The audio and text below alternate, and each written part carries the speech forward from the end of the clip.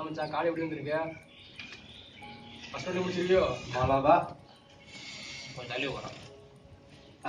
அவன் பக்கத்துல போயிருக்கான். ஊர்ல ஒரே பெரிய பிரச்சனை மச்சான். என்னாச்சு?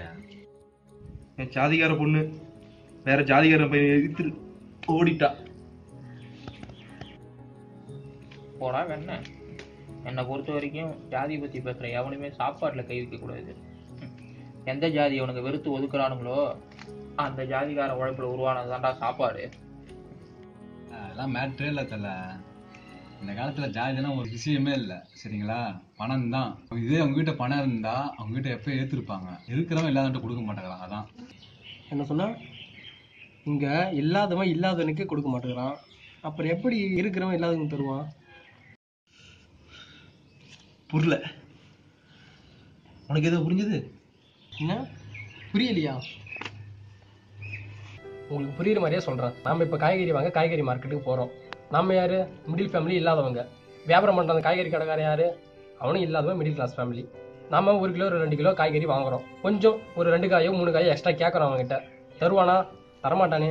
ஆனா அவனுக்கு தெரியும் நாளைக்கு நாங்கெல்லாம் கெட்டு போய் குப்பை தொட்டியில் தான் போடுவோம், எல்லாம் கீழே எங்கேயாச்சும் கொட்டுவோம் அப்படின்னு அவனுக்கு தெரியும். ஆனா தரமாட்டான். இந்த மாதிரி இல்லாதவன் இல்லாதவனுக்கே கொடுக்காத இந்த காலத்துல இருக்கிறவன் எப்படி இல்லாதவனுக்கு தருவான்? நீ சொல்றதும் கரெக்டு தான். நீ தான் டேரக்டர் ஆக போறேன்னு சொன்னல. ஆமா, ஃப்ரெண்டை பத்தியும் லவ்வரை பத்தியும் ஷார்ட் அண்ட் ஸ்வீட்டா 2 டைலாக் சொல்லு பாப்போம். ஃப்ரெண்டை பற்றியும் லவ்வரை பற்றியும். ஆமா, ஷார்ட்டா ஸ்வீட்டா? ஆமா சொல்கிறேன் கேளு. சொல்லு. நம்பி நம்பி ஏமாந்தா அவன் நண்பன், நம்ப வச்சு ஏமாத்தினா அவன் காதலி. Wow, what a dialogue. Amazing. நைஸ்டா. இதெல்லாம் என்னவோ வாய்க்கு வக்கனே பேசு. ஆனா வாசி உங்க அப்பா மட்டும் சொல்லியா? சொன்னா வச்சு பண்ணுவாங்களா லைஃப்க்கு? நீ கேட்ட கேள்வி கரெக்டு தான். வீட்டில் கொள்றதுக்கு ஒன்றும் பயம் இல்லை. 21 வருஷமா பாசமாக வளர்த்தாங்க பார்த்தியா? அவங்களுக்கு நம்ம மேலே ஒரு ஆசை கனவு இருக்குட்டா. அதை உடைச்சிட்டு ஒன்றுமே இல்லைன்னு சொல்லிட்டு என் கனவு தான் முக்கியம், நான் சுயநலமாக இருக்கணுமான்னு பார்க்குறேன். வேற ஒன்றும் கிடையாது. சரி, நீ டேரக்டர் தானே ஆகும்னு சொன்ன.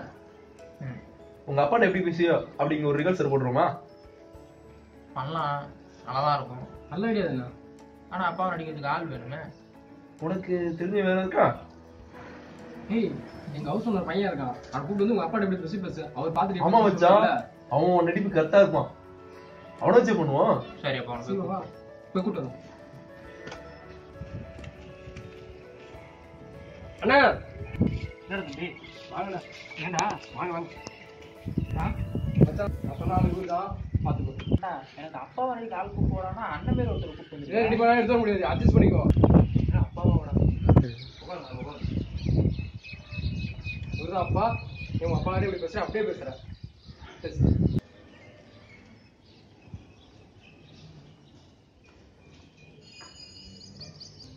சொல்றா, உங்கள்ட்ட கொஞ்சம் பேசணும். சொல்லு. என்ன?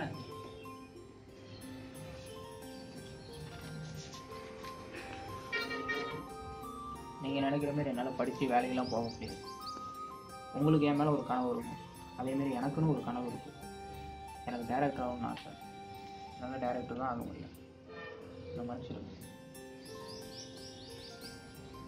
வாழ்க்கை போயிடும்டா. வாழ்க்கை போயிடுமா? எதுப்பா வாழ்க்கை? விருப்பம் இருக்கோ இல்லையோ ஒரு படிப்பு, பிடிச்சிருக்கோ பிடிக்கலையோ ஒரு வேலை, அதுக்கப்புறம் கல்யாணம். நீங்கள் சொன்ன மாதிரி படித்து நான் வேலைக்கு போனேன்னா எனக்கு எல்லாமே கிடைக்கும்.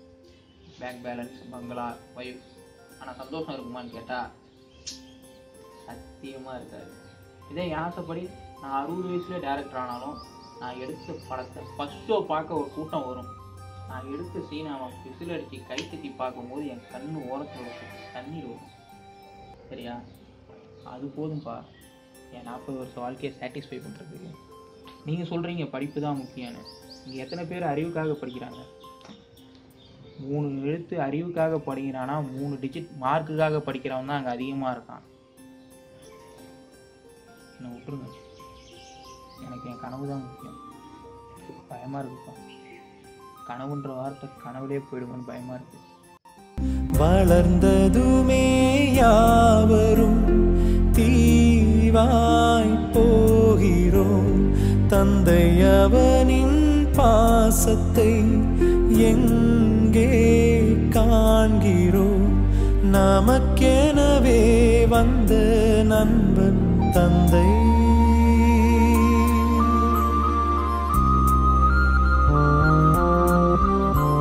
முடியுமாடா?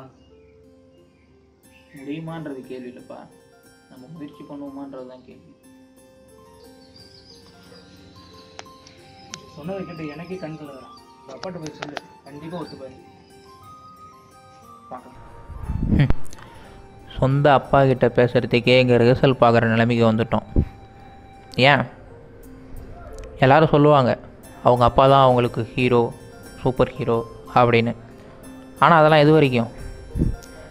அவங்க எப்போ நம்ம ஃபஸ்ட்டு ப்ராக்ரஸ் ரிப்போர்ட்டில் சைன் பண்ணுறாங்களோ அது வரைக்கும் தான். ஏன்னா அதுக்கப்புறம் அவங்க நமக்கு வில்லனாக மாறிடுறாங்க. இந்த ஹீரோவுக்கும் வில்லனுக்கும் நடுவில் ஒரு உறவு உண்டு, அதுக்கு பேர் தான் நண்பன். அதை நீங்கள் யாருமே அப்பா கிட்ட பார்க்குறது கிடையாது.